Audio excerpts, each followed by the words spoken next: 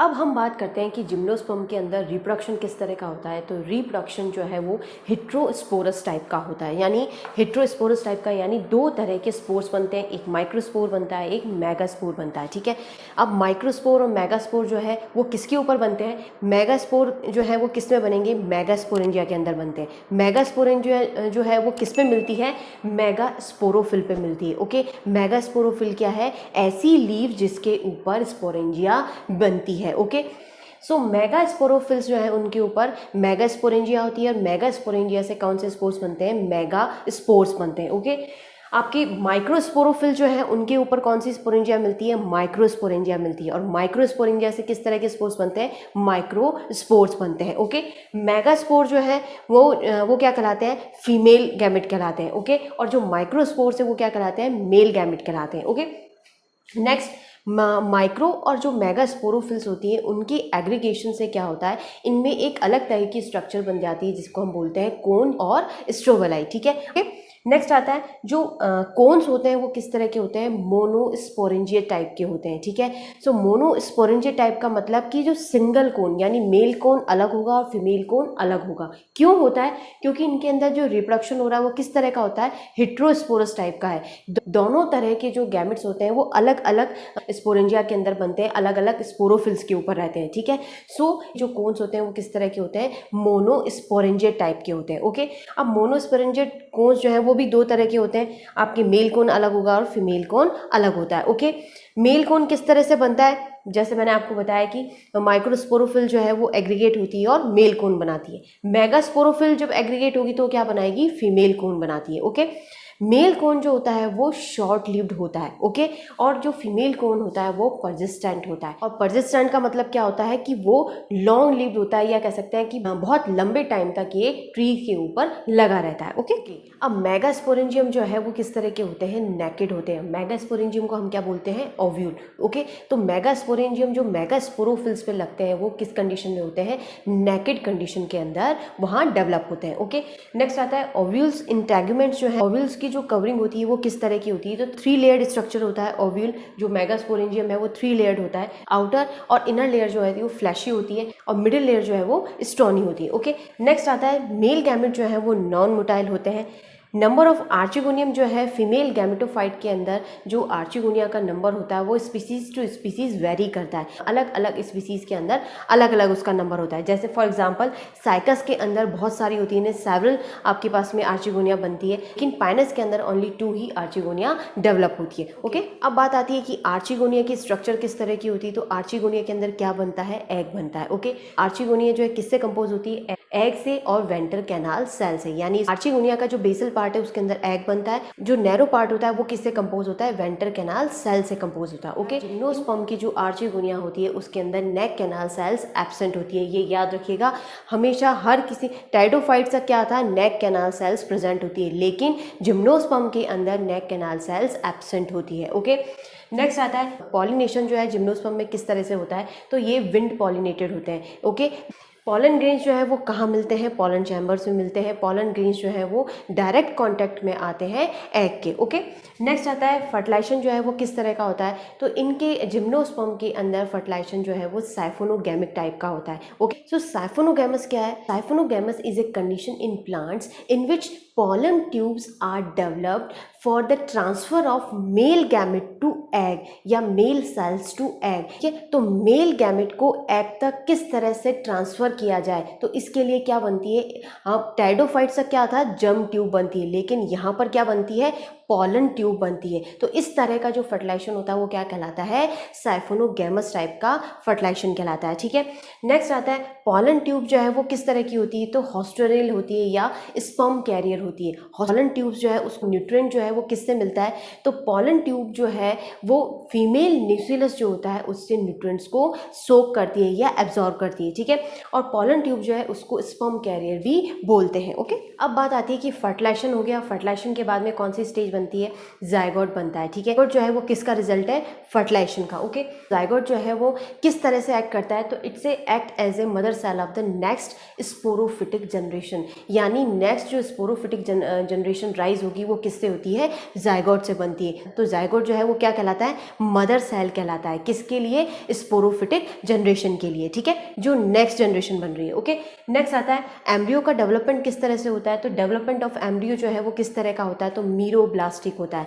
Meroblastic development क्या होता है, इसमें जो एम्ब्रियो का डेवलपमेंट होता है वो जायगोट का सिंपल एक पार्ट, सिंगल पार्ट से होता है। तो यहाँ पर जो डेवलपमेंट हो रहा है वो किससे हो रहा है, तो जो बेसल पार्ट होता है जायगोट का, उसी से कंप्लीट या कह सकते हैं होल एम्ब्रियो का डेवलपमेंट होता है। इसीलिए इस तरह का डेवलपमेंट जो है वो क्या कहलाता है, मीरोब्लास्टिक कहलाता है। जब हम एम्ब्रियोलॉजी के टॉपिक्स पढ़ेंगे तब आपको अच्छे से समझ में आएगा कि मीरोब्लास्टिक क्या होता है। यहाँ पे आप ये समझिए कि मीरोब्लास्टिक जो है वो क्या है, कि एम्ब्रियो का डेवलपमेंट जो हो रहा है वो एक सिंगल पार्ट से हो रहा है, और यहाँ पर जो सिंगल पार्ट कौन सा है, बेसल पार्ट जो है जायगोट का, उसी से एम्ब्रियो का, होल एम्ब्रियो का डेवलपमेंट होता है। तो इस तरह का डेवलपमेंट क्या कहलाता है, मीरोब्लास्टिक कहलाता है, ओके। तो नेक्स्ट आता है एंडोस्पर्म जो है वो किस तरह का होता है, तो हैप्लॉइड एंडोस्पर्म प्रेजेंट होता है जिम्नोस्पर्म के अंदर।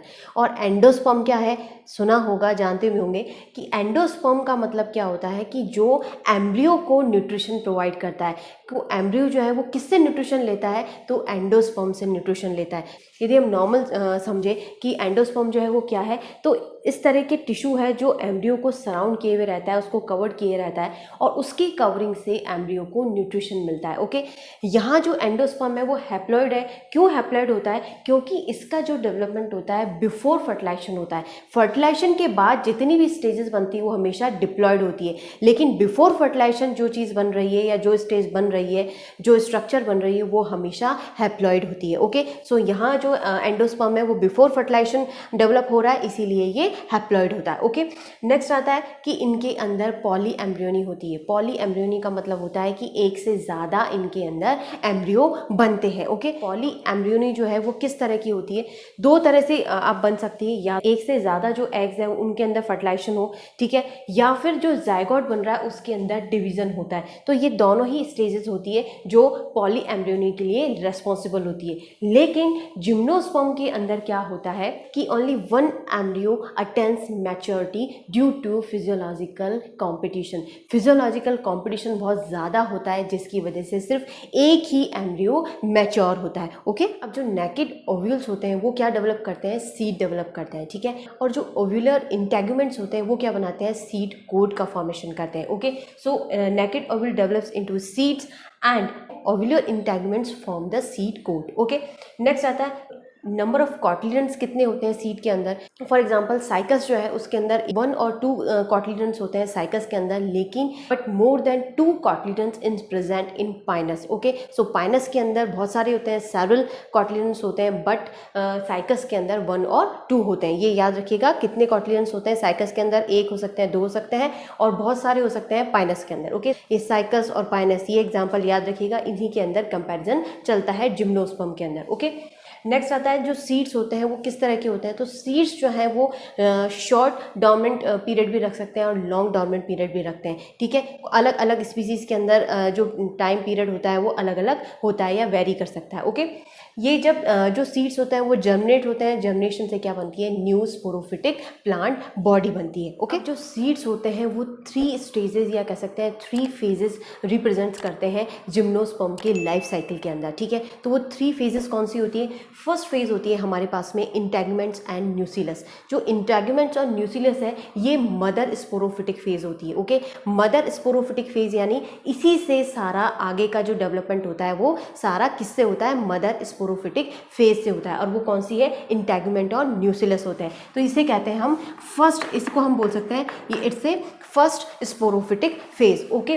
नेक्स्ट आता है एंडोस्पर्म जो है वो क्या होता है, गैमेटोफिटिक फेज है। एंडोस्पर्म क्या है, गैमेटोफिटिक फेज है। क्यों, एंडोस्पर्म जो है वो बिफोर फर्टिलाइजेशन बनता है, इसीलिए कैसा होता है, हैप्लॉइड होता है, और हैप्लॉइड फेज जो है वो हमेशा कैसी होती है, गैमेटोफिटिक फेज होती है, ओके।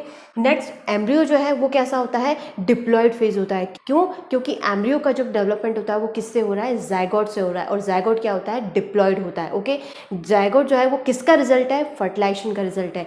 आफ्टर फर्टिलाइजेशन क्या स्ट्रक्चर बनती है, जायगोट बनता है, जायगोट से एम्ब्रियो का डेवलपमेंट होता है, एम्ब्रियो का जो डेवलपमेंट है उससे कौन सी स्टेज राइज होती है, जो नई कह सकते हैं न्यू स्पोरोफिटिक फेज जो है वो राइज होती है, इसलिए इसको क्या कहते हैं, नेक्स्ट स्पोरोफिटिक फेज भी बोल सकते हैं। ओके, तो जो जायगोट होता है वो मदर सेल की तरह एक्ट करता है जो नेक्स्ट स्पोरोफिटिक फेज के लिए। ओके, जिम्नोस्पर्म का जो लाइफ साइकिल है उसके अंदर मिलने वाले सीड्स के अंदर ये 3 तरह की फेजेस मिलती है। अब बात करें कि जिम्नोस्पर्म के अंदर ऑल्टरनेशन ऑफ जनरेशन किस तरह से होता है, तो distinct alternation of generation is present in gymnosperm. Okay, यानी डिप्लॉयड स्पोरोफिटिक फेज जो है वो हैप्लॉयड गैमेटोफिटिक फेज के अंदर कन्वर्ट होती है, और हैप्लॉयड गैमेटोफिटिक फेज जो है वो डिप्लॉयड स्पोरोफिटिक फेज के अंदर कन्वर्ट होती है। ठीक है, ये साइकिल चलता रहता है। जो स्पोरोफिटिक फेज होती है वो किस तरह की होती है, डोमिनेंट होती है, लॉन्ग लिव्ड होती है और इंडिपेंडेंट होती है। बट जो गैमेटोफिटिक फेज होती है वो किस तरह की होती है, रिड्यूस फेज होती है, या कह सकते हैं शॉर्ट लिव फेज है, प्लस डिपेंडेंट होती है किसके ऊपर, स्पोरोफिटिक फेज के ऊपर डिपेंडेंट होती है। ठीक है, तो इस तरह से ऑल्टरनेशन ऑफ जनरेशन होता है जिम्नोस्पर्म के अंदर। ओके, तो ऑल्टरनेशन ऑफ जनरेशन के साथ कंप्लीट होता है हमारा जनरल फीचर ऑफ जिम्नोस्पर्म। ठीक है, आई होप आप सभी को समझ में आया होगा। फिर भी कोई पॉइंट हो, कोई कन्फ्यूजन हो जो आपको नहीं समझ में आया हो, तो आप मुझे कमेंट बॉक्स में मैसेज करके बता सकते हैं, या फिर आप मुझे मेल भी कर सकते हैं। ठीक है, so stay tune, till then take care, और हाँ, चैनल को सब्सक्राइब करना ना भूलें। नेक्स्ट वीडियो में हम लोग पढ़ेंगे general feature of angiosperm. Okay, thank you.